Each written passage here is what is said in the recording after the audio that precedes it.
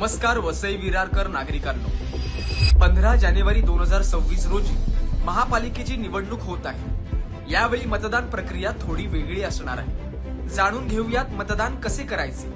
यावेळेस निवडणूक बहुसदस्यीय प्रभाग पद्धतीने होत आहे। प्रभाग क्रमांक 1 ते 28 मधील मतदारांना 4 मतं द्यायची आहेत व प्रभाग क्रमांक 29 मधील मतदारांना 3 मतं द्यायची आहेत। प्रभाग क्रमांक 1 ते 28 मधील मतदारांनी अ, ब, क, ड अशी 4 मतं द्यायची आहेत, तर प्रभाग क्रमांक 29 मधील मतदारांनी अ, ब, क अशी 3 मतं द्यायची आहेत। तर आपण जाणून घेऊयात मतदान प्रक्रिया कशी असेल।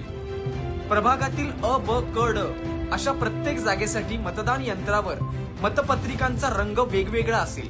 अ साठी फिका पांढरा, ब साठी फिका गुलाबी, क साठी फिका पिवळा, ड साठी फिका निळा। तुम्ही अ मधील उमेदवारासमोरील बटण दाबाल तेव्हा त्यासमोरील लाल दिवा पेटेल। जेव्हा ब, क आणि ड मधील उमेदवारासमोरील बटण दाबाल तेव्हा त्यासमोरील दिवा पेटेल। जेव्हा तुम्ही सर्व जागांसाठी मतदान कराल तेव्हा शेवटी असा आवाज येईल। हा आवाज आला म्हणजे आपली मतदान प्रक्रिया पूर्ण झाली आहे। जोपर्यंत बीप असा आवाज येत नाही तोपर्यंत मतदान प्रक्रिया पूर्ण झाली नाही असे समजावे। तुम्हाला अ, ब, क, ड साठी स्वतंत्र मतदान करायचे आहे।